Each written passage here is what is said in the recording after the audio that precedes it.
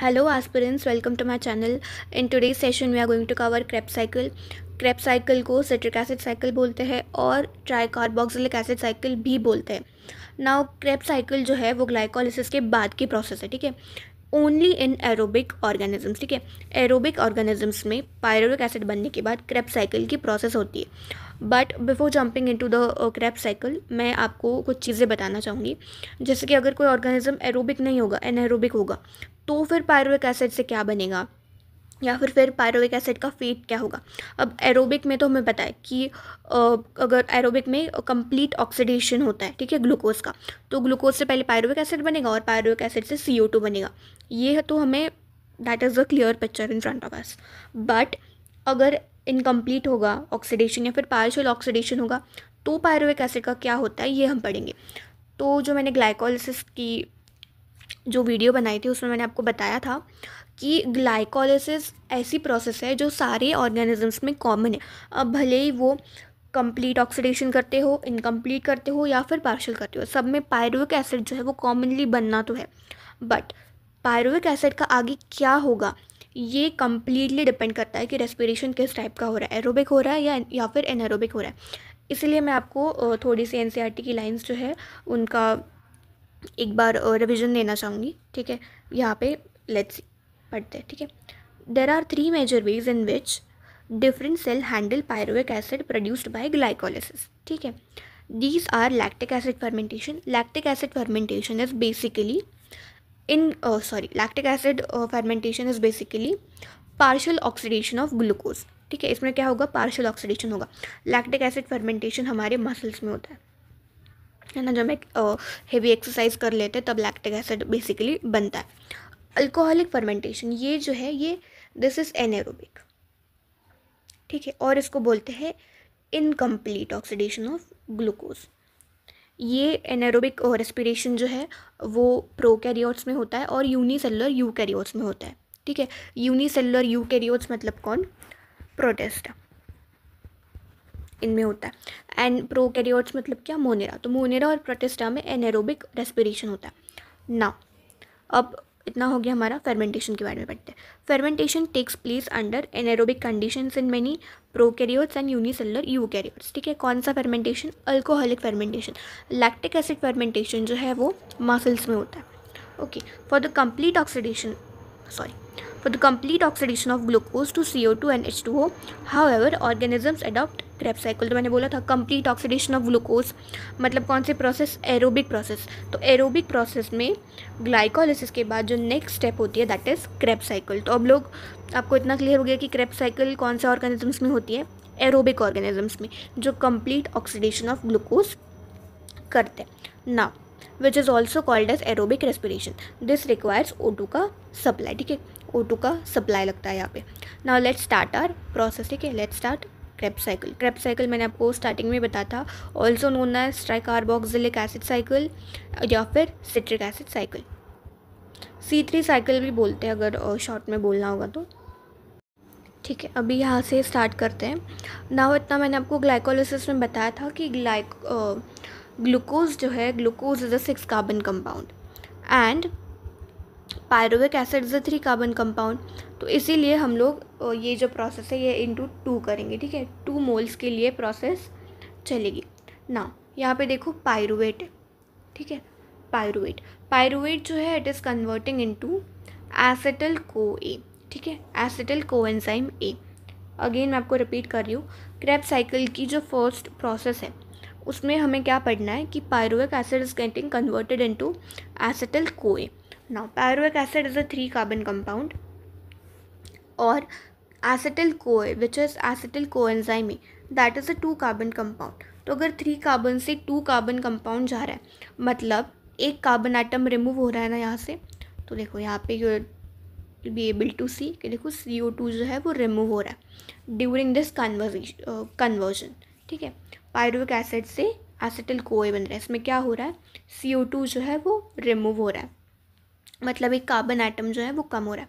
Now during this process pyruvic acid से acetyl group बनता है, ठीक है, मतलब इथेनॉल बनता है. बट क्योंकि इसमें ये कोई फैक्टर ऐड हो रहा है, ठीक है, यू सीइंग यहाँ पे एडिशनल फैक्टर ऐड हो रहा है, इसलिए इट बिकम्स एसिटिल कोए, ठीक है, एसिटिल कोएथेनॉल बोलते हैं ना, एसिटिल इज कॉमन नेम। तो ये फैक्टर ऐड होने की वजह से इसका नाम जो हो रहा है दैट इज एसिटिल कोए, ठीक है, एसिटिल कोएंजाइम ए।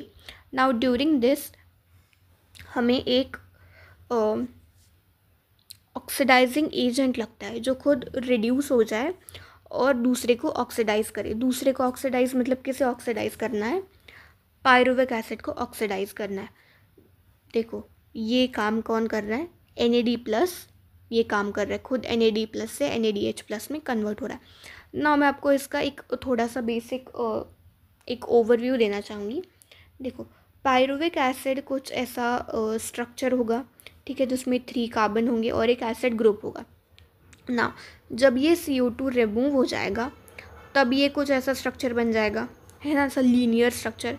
अब एसिटिल ग्रुप यहाँ पे कैसे आया, है ना, O यहाँ पे कैसे आया, तो O प्रोवाइड करने का काम कौन करेगा, ये करेगा, ठीक है, ये यहाँ पे ऑक्सीडेशन करवाएगा और इसको एसिटिल ग्रुप में कन्वर्ट करवा देगा, ठीक है। तो यहाँ पे हमारा ऑक्सीडाइजिंग एजेंट कौन है, NAD+, जो खुद किस में कन्वर्ट हो रहा है, NADH+ H+ में कन्वर्ट हो रहा है during the conversion of pyruvic acid to acetyl CoA. Now acetyl CoA की आगे की कहानी हम लोग पढ़ते हैं यहाँ पे, ठीक है, ये थोड़ा छोटा रहेगा, ठीक है, you have to adjust it. Now acetyl CoA is a 2 carbon compound. Acetyl CoA में जो सबसे पहली प्रोसेस है वो क्या होती है कि एसिटिल कोए एंड ऑक्सैलो एसिटिक एसिड जो है वो आपस में कंबाइन करते हैं।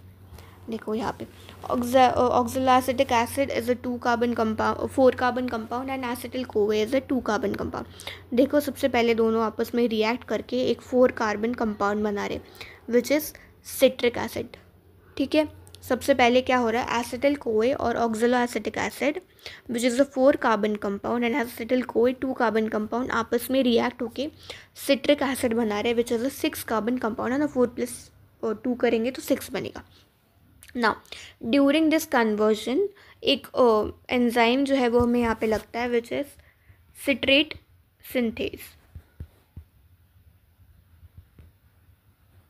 ठीक है, इस एंजाइम की हमें ज़रूरत पड़ती है during the making of citric acid. Citric acid कैसे बनेगा, oxalo acetic acid plus acetyl कोए से सिट्रिक एसिड बनेगा। मतलब सबसे पहले ऑक्सैलो एसिटिक एसिड का फिक्सेशन होगा, फिक्सेशन से सिट्रिक एसिड बनेगा। नाउ सिट्रिक एसिड से एक CO2 मॉलिक्यूल मतलब एक कार्बन मॉलिक्यूल रिमूव हो जाएगा and it will get converted into alpha ketoglutaric acid, ठीक है, सिट्रिक एसिड से अल्फ़ा कीटोग्लूटारिक एसिड बनेगा विच इज़ अ 5 कार्बन कंपाउंड, है ना। 5 कार्बन कंपाउंड क्यों, क्योंकि एक कार्बन का एटम जो है वो रिमूव हो रहा है। नाउ यहाँ पे अगेन एक ऑक्सीडाइजिंग एजेंट की ज़रूरत पड़ती है विच इज़ NAD+, ठीक है। आप इसमें देखोगे ना तो इस प्रोसेस में ऑक्सीडाइजिंग एजेंट्स ही यूज़ हो रहे हैं जो अपने आप को रिड्यूस कर रहे हैं। पहले जब पायरुविक एसिड से, देखो यहाँ पे जब पायरुविक एसिड से एसिटिल कोए बन रहा था तभी भी देखो यहाँ पे एक ऑक्सीडाइजिंग एजेंट की हमें ज़रूरत पड़ी है। एंड आफ्टर जब सिट्रिक एसिड से अल्फ़ा कीटोग्लूटारिक एसिड बन रहा है तभी भी हमें एक ऑक्सीडाइजिंग एजेंट की ज़रूरत पड़ रही है और एक CO2 मॉलिक्यूल जो है वो रिमूव हो रहा है।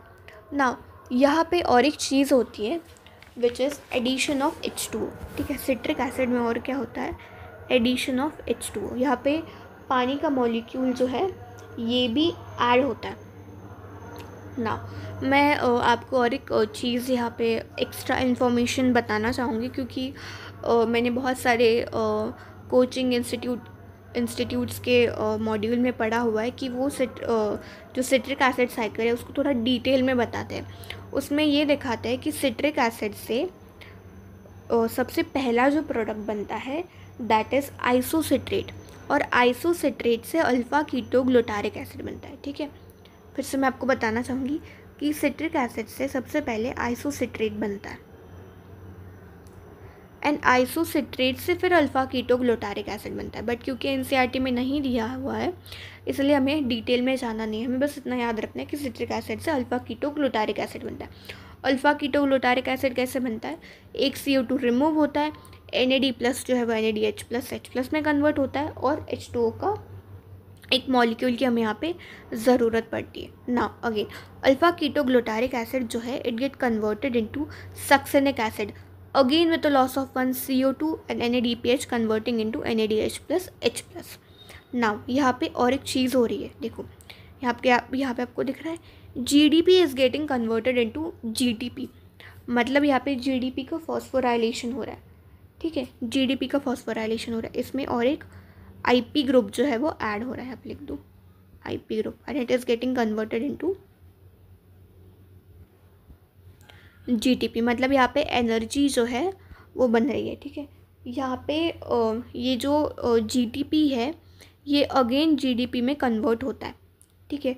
GDP में कन्वर्ट होने के बाद अगेन एक IP का मॉलिक्यूल रिलीज़ करता है जो ADP के साथ कंबाइन होके ATP बनाता है, मतलब इस प्रोसेस में ATP का क्या हो रहा होगा, सिंथेसिस होगा, ठीक है। इतना समझ में आ गया आपको, इस प्रोसेस में क्या होगा, ATP का सिंथेसिस होगा।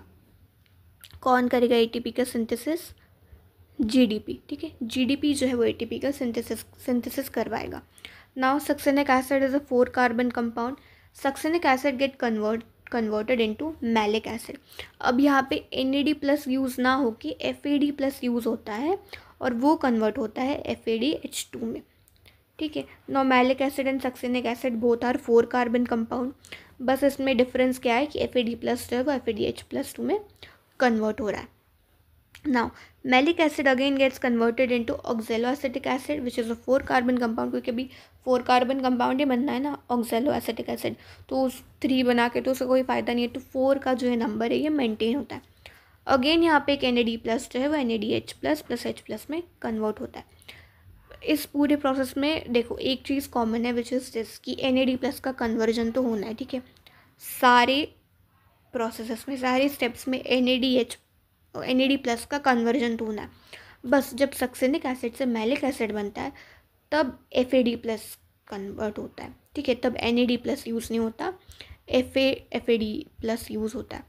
और एक चीज़ कि ATP सिंथेसिस कौन से स्टेप के दौरान हो रही है, तो ATP सिंथेसिस जो है वो अल्फा कीटोग्लूटारिक एसिड से सक्सेनिक एसिड जब बन रहा है तब ATP का सिंथेसिस हो रहा है, बस इतनी सी चीज़ याद रखनी है। और CO2 तो बस 2 ही जगह है, वो तो आप कार्बन एटम्स देख के भी डिसाइड कर सकते हो, ठीक है, वैसे भी आपको समझ में आ जाएगा। Now again 2 moles of pyruvic acid, जैसा मैंने आपको स्टार्टिंग में ही बताया, इसलिए ये साइकिल जो है वो 2 टाइम्स रिपीट होगी, 2 टाइम्स रिपीट होगी तो 2 CO2 बनेंगे, फिर ये भी इंटू 2 होगा, ये भी इंटू 2 होगा, ये भी इंटू 2 होगा, ये भी इंटू 2 होगा, यहाँ पे भी इंटू 2। तो ऐसे इस स्टेप के दौरान हमें 2 ATP मिलते हैं और NADH+ कितने मिलते हैं, 2 + 2 4 + 2 6 + 2 8, ठीक है, 8 NADH+ मिलते हैं और 4 FADH2 मिलते हैं। नाउ जब हम लोग ETS पढ़ेंगे तब हम पढ़ेंगे कि एक NADH+ जो है वो 3 ATP देता है और एक FADH2 जो है वो 2 ATP देता है। तो ये जो है बेसिकली हमारे ATP सिंथेसिस की मशीन से है ना, NADH+ और FADH2। समझ में आ गया आपको साइकिल 2 टाइम्स क्यों रिपीट होगी, क्योंकि 2 मोल्स ऑफ पायरुविक एसिड है। अब हम लोग NCERT की लाइंस पढ़ते हैं, ठीक है, just a minute.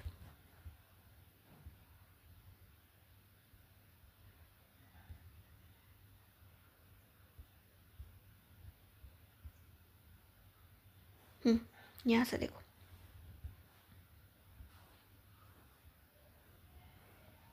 the TCA cycle starts with condensation of acetyl group with oxaloacetic acid, ठीक है। क्या होगा, कंडेंसेशन हो रहा है, मतलब H2O का मॉलिक्यूल जो है वो रिमूव होगा ड्यूरिंग दिस, है ना। कभी भी कंडेंसेशन होता है तब क्या होता है, H2O का मॉलिक्यूल रिमूव होता है। H2O का मॉलिक्यूल कब रिमूव होगा, during condensation of acetyl group with oxaloacetic acid, जब OAA प्लस एसिटिल कोए जब आपस में कंबाइन होंगे और सिट्रिक एसिड बनाएंगे तब क्या होगा, H2O का मॉलिक्यूल रिमूव होगा। Now this is very important क्योंकि ये आपको NCERT के उस चार्ट में नहीं दिया हुआ है ना, उस साइकिल में नहीं दिया होगा। ये लाइन आपको एनसीईआरटी में दी हुई है, that's why it is important. And water to yield citric acid, है ना.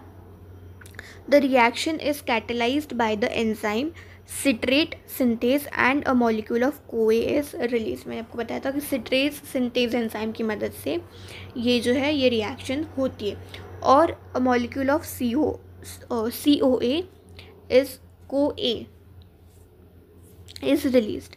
सिट्रेज is then isomerise to isocitrate. मैंने बताया था सिट्रिक एसिड जो है वो किसमें आइसोसिट्रेट में कन्वर्ट होता है. It is followed by 2 successive steps of decarboxylation. क्या होता है? 2 successive steps of decarboxylation leading to formation of alpha ketoglutaric acid. क्या होगा? कार्बोक्सिलेशन होगा, डी कार्बोक्सिलेशन होगा, मतलब CO2 का मॉलिक्यूल रिमूव होगा, उसकी वजह से क्या होगा? अल्फा कीटोग्लूटारिक एसिड जो है वो बनेगा. अब आगे की लाइंस पढ़ते हैं नेक्स्ट पेज पे.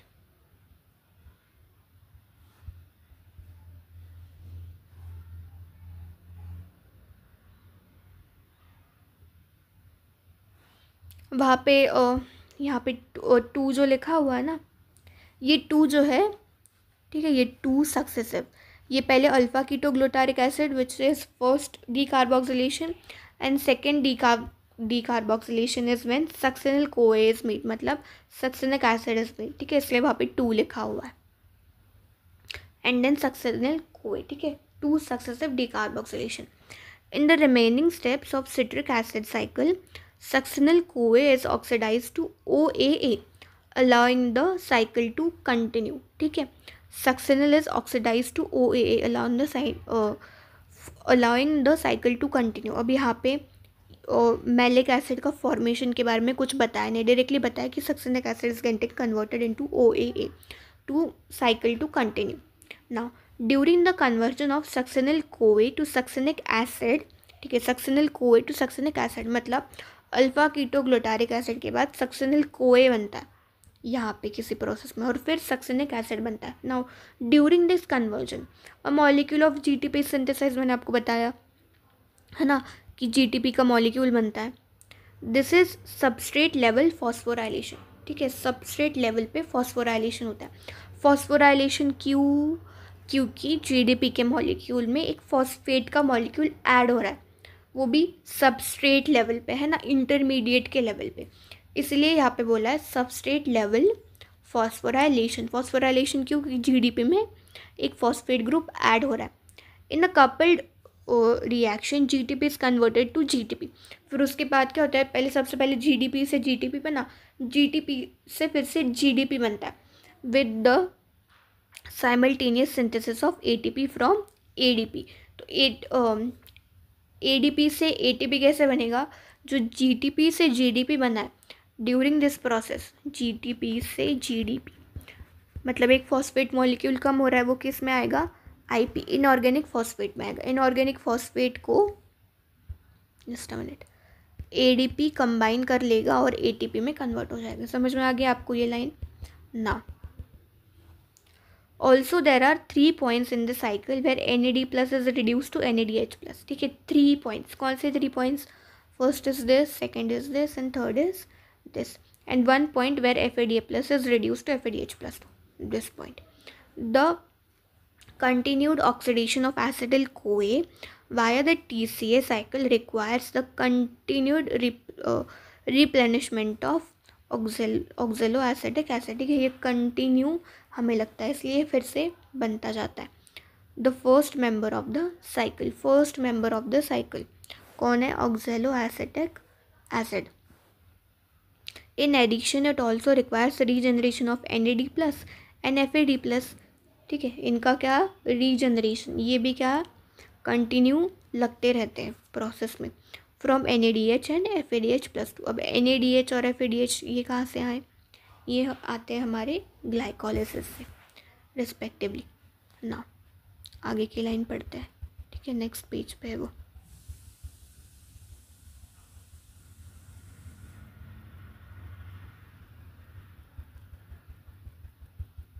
Just a minute.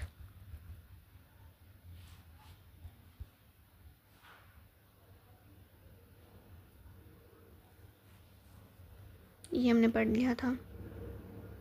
Also there are 3 points in the cycle where NAD plus is, yes यहाँ से पढ़ना था.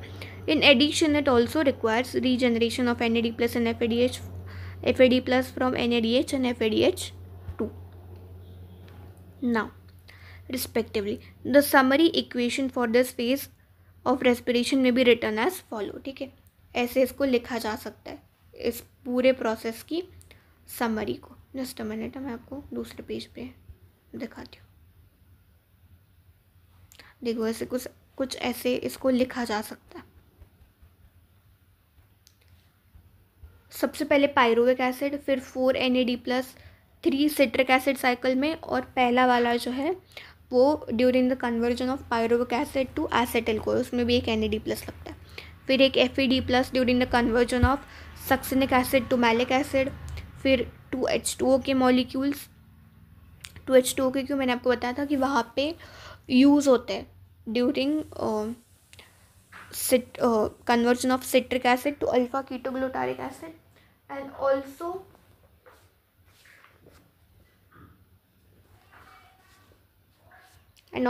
alpha ketoglutaric to succinic. यहाँ पे 2H2O के मॉलिक्यूल्स जो है वो यूज़ होते हैं. तो 2H2O ADP plus IP energy, mitochondrial matrix में होता है ये क्रेब्स साइकिल का प्रोसेस. ठीक है, माइटोकॉन्ड्रिया के मैट्रिक्स में ये प्रोसेस जो है वो होता है. इससे क्या बनेगा, 3 मॉलिक्यूल्स ऑफ CO2 है ना, CO2 जो है वो रिमूव हो रहा है ना 3 times, 3 molecules of CO2, 4 NAD plus 4 NADH plus 4H plus FADH2 plus ATP. ठीक है, इतना सब बनता है. Now we have till now seen that glucose has been broken down to release CO2 and 8 molecules of NADH plus 2 of FADH2 have been synthesized beside just 2 molecules of ATP in TCA. ठीक है, ये 8, 2 और 2 ऐसा क्यों बोल रहे हैं, क्योंकि हमें पता है कि पायरुविक एसिड को हमें 2 मोल्स लेना है, तो इसलिए साइकिल जो है वो 2 टाइम्स रिपीट होगी.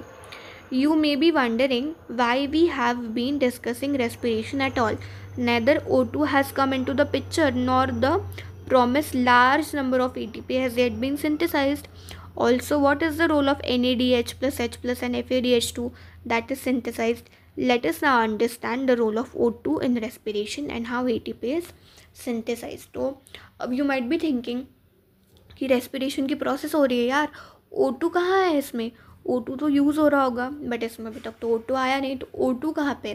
तो ये जो है ये हम ETS में पढ़ेंगे कि वेयर O2 इज़ यूज्ड. ठीक है, और वैसे देखा जाए तो रेस्पिरेशन से लार्ज अमाउंट ऑफ एनर्जी भी नहीं बनी है, यहाँ पे तो बस 2 ATP बने हैं, है ना, और ग्लाइकोलिसिस में 2 ATP, तो क्या बस 4 ATP बने हैं क्या, नहीं. अब देखेंगे कि हम लोग लार्ज नंबर ऑफ ATP जो है वो ETS में बनेंगे, और वो कैसे बनेंगे ये हम देखते हैं. ऑल्सो ये NADH और FADH2 का यूज़ क्या है ये भी हम ETS में पढ़ेंगे. ठीक है, नाउ इतना ही था for this session. If you want more such videos then let me know in the comment section. Also please like and subscribe to my channel. और एक चीज़ कि अगर आपको इसके हैंड रिटन नोट्स चाहिए होंगे तो then also let me know in the comment section. Thank you guys.